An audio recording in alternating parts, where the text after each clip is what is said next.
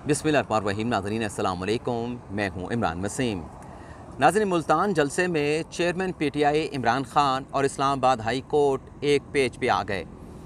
फ़र्द जुर्म के हुक्म के बाद मुल्तान जलसे में ये क्या डेवलपमेंट हुई है, एक पेज पर आने का ये मामला क्या है, एक तो ये डिटेल आप नाज़रीन के साथ शेयर करेंगे और दूसरा आप नाज़रीन को बताएंगे कि मुल्तान जलसे में पहले तो चेयरमैन पीटीआई इमरान खान नाना करते रहे, लेकिन फिर नाना कहने के बाद वो अपनी दिल की बात कहने के लिए ट्रैक पर भी आ गए। तो मुल्तान जलसे में ये दूसरी क्या डेवलपमेंट हुई है, इसकी डिटेल भी आप नाज़रीन के साथ शेयर करेंगे।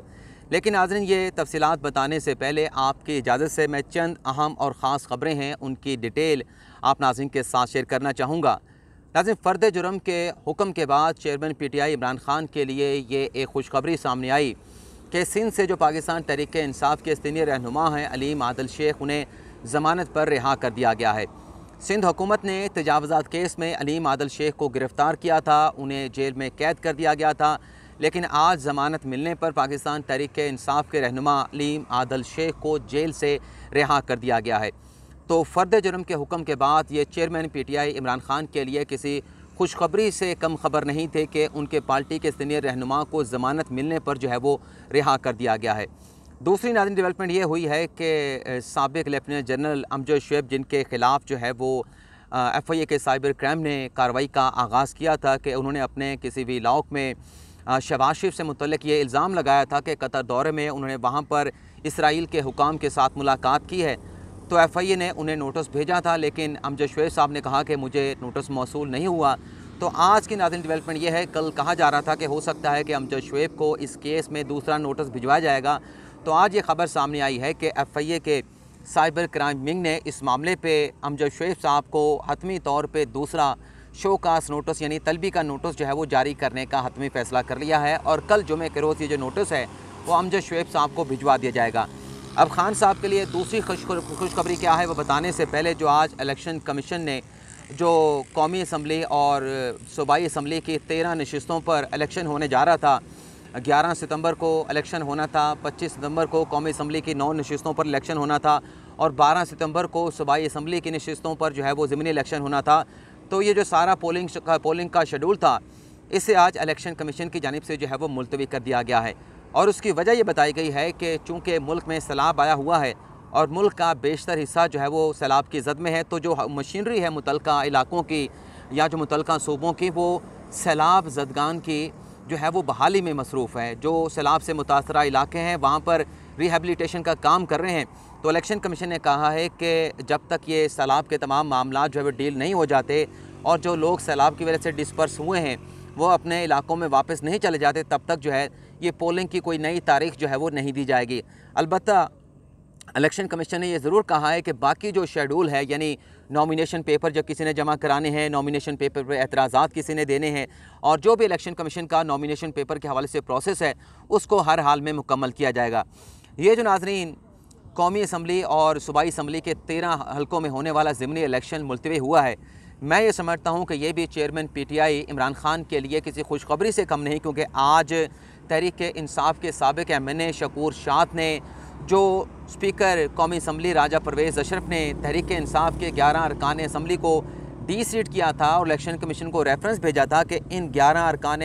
पीटीआई के इस्तीफ़े एक्सेप्ट किए जाएँ। तो इस सिलसिले में आज शकूर शाद ने इस्लामाबाद हाई कोर्ट में बाकायदा दरख्वास्त दायर की है और ये खुशखबरी कैसे इमरान खान साहब के लिए है, इस पर भी आप नाज़रीन के साथ में अपना इनपुट शेयर करूँगा। इस दरख्वास्त में नाज़रीन शकूर शाद ने कहा है कि मैंने इस्तीफ़ा नहीं दिया, पार्टी हेड के कंप्यूटर ऑपरेटर के लिखे इस्तीफ़े पर मुझसे दस्तखत लिए गए और दस्तखत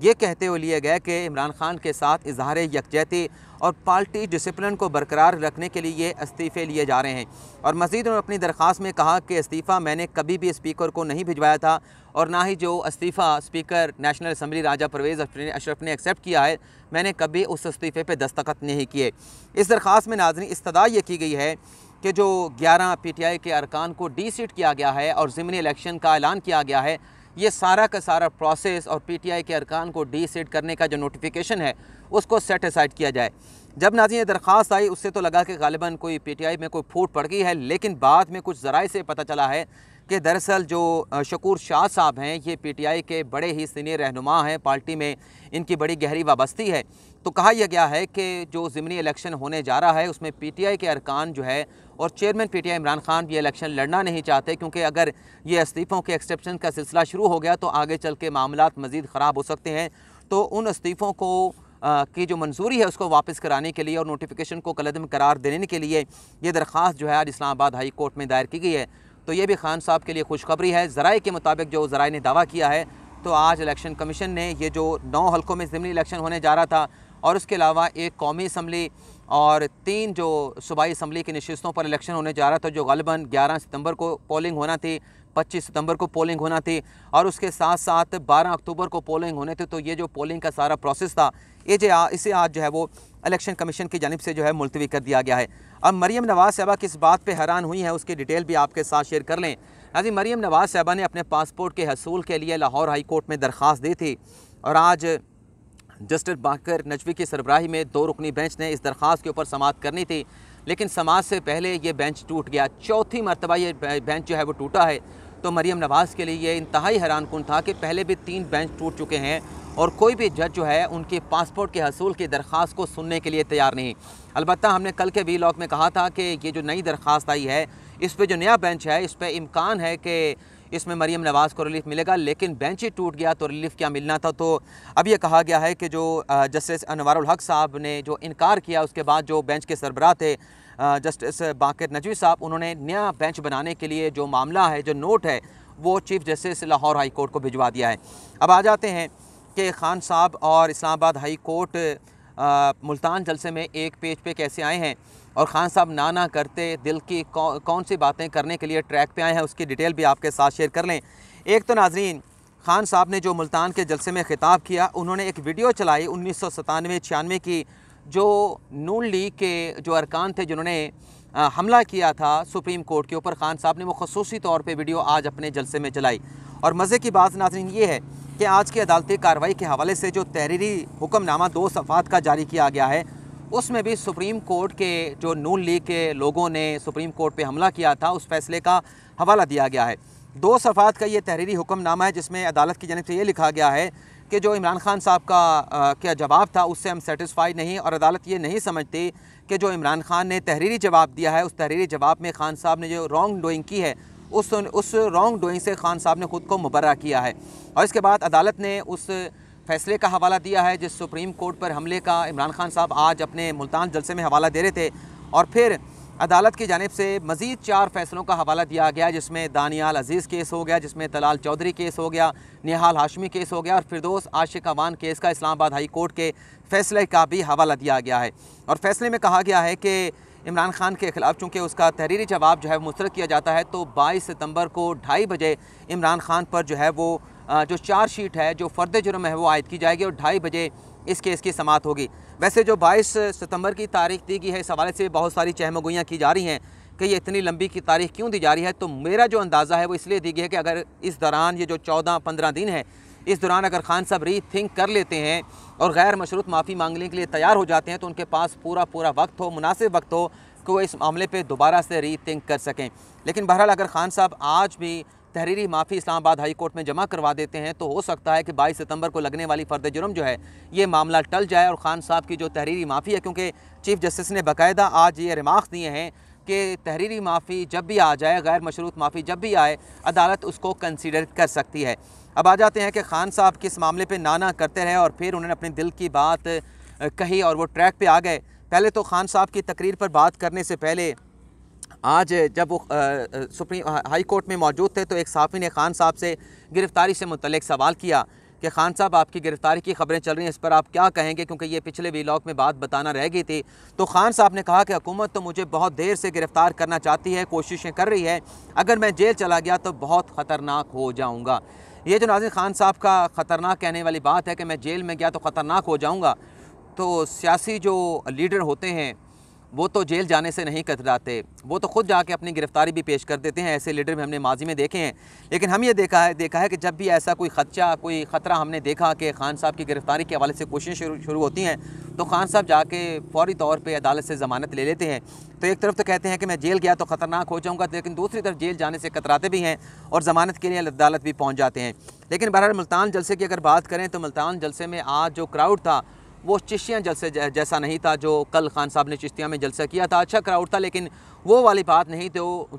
चिश्तियाँ के जलसे की थी। और फिर आज मरीम नवाज़ साहबा भी चिश्तियाँ में खान साहब के मुकाबले में जलसा कर रही हैं, और उसके जो सोशल मीडिया पे वीडियो सामने आई उससे बज़ाहिर जो तासुर मिला है, इम्प्रेशन मिला है, वो ऐसे लगता है कि खान साहब के मुकाबले में मरीम नवाज़ ने चिश्तियाँ में क्राउड इकट्ठा किया है। खान साहब ने आज एक बात तो ये की, बल्कि पहली बात खान साहब ने जो माजी के उनके क्रिकेटर साथी थे उन्हें खान साहब ने आज मुल्तान जलसे में लालची करार दिया। खान साहब ने कहा कि मेरे साथ जितने और क्रिकेटर थे वो भी बासलाहियत थे, टैलेंटेड थे, लेकिन उनके ख्वाब ऊँचे नहीं थे। वो अगर कोई आगे भी चले जाते थे, उनको कोई अगर प्रमोशन मिल जाती थी, उन्हें कोई मतलब कोई वो अच्छा कर देते थे, तो फिर वो पैसे के पीछे पड़ जाते थे। लेकिन मेरे चूँकि ख्वाब बड़े थे तो मैं पैसे के पीछे नहीं पड़ा, तो मैं एक बड़ा क्रिकेटर है, दुनिया का ऑलराउंडर, और पाकिस्तान को उन्होंने कहा कि वर्ल्ड कप भी जितवाया। दूसरा, खान साहब ने कहा कि हमारे MPs को धमकियाँ दी जा रही हैं कि पार्टी छोड़ दो। अब खान साहब ये धमकियों से मुतल्लिक इल्ज़ामात भी लगा रहे हैं, लेकिन धमकियाँ कौन दे रहा है इससे मुतल्लिक जो है वो किसी का नाम भी नहीं लेते।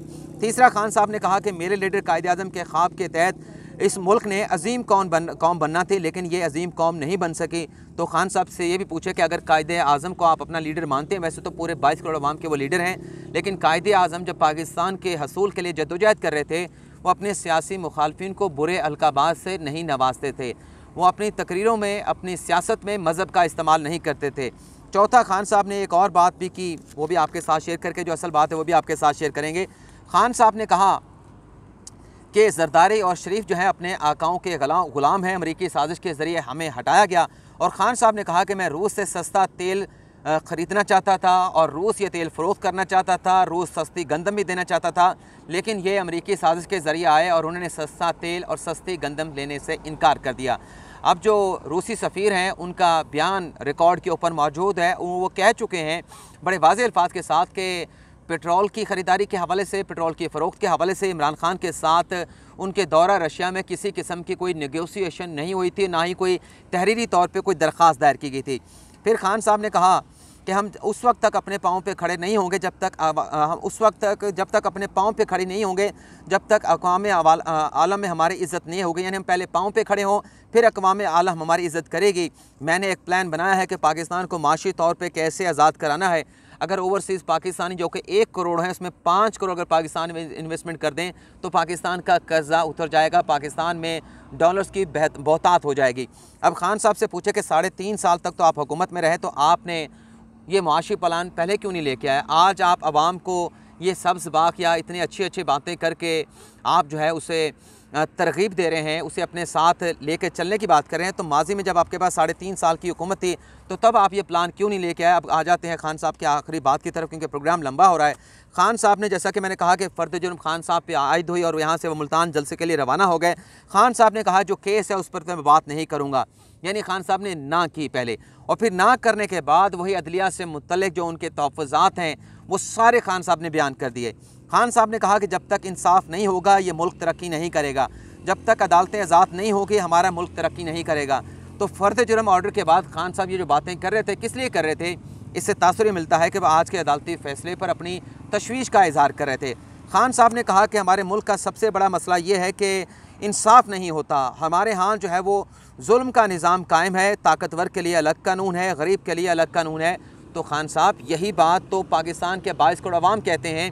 कि पाकिस्तान में जो कानून है वो अमीर के लिए और है और गरीब के लिए और है। आप अगर गरीब और अमीर में ये जो कानून का फ़र्क है इसके लिए अगर वाकई जदोजहद करें, आप 26 साल अपनी जदोजहद का बात करते हैं, तो 3.5 साल में इस निज़ाम को तब्दील करने के लिए आपने क्या इक़दाम उठाए? 120 अदालतें आपको सुप्रीम कोर्ट ने बनाने का हुक्म दिया, एहतसाब अदालत की, आप वो 120 अदालतें तक ना बना सकें, तो आप अदलिया का ये निज़ाम जो आज आवाम को आप बता रहे हैं कि हम ये निज़ाम तब्दील कर सकते हैं, 3.5 साल में आपने इस निज़ाम को तब्दील करने के लिए कुछ भी नहीं किया। आज भी पाकिस्तान के अवाम जो है वो इंसाफ के लिए पता नहीं कितने सालों तक अदालतों के कचहरियों के धक्के खाते हैं। और फिर खान साहब ने जैसा कि मैंने कहा कि एक पेज पे आए वो सुप्रीम कोर्ट के हमले का हवाला दिया, और ये जो आज खान साहब ने सुप्रीम कोर्ट पर नून लीग के हमले का हवाला दिया, और सुप्रीम हाई कोर्ट में भी जब उनके केस की समाअत चल रही थी तो चीफ जस्टिस ने भी उस केस का हवाला दिया, लेकिन एक पेज पे तो आ गया कि खान साहब भी उस फैसले को मानते हैं, उस हमले को मानते हैं, लेकिन अदालत जो कह रही थी कि सुप्रीम कोर्ट का ये जो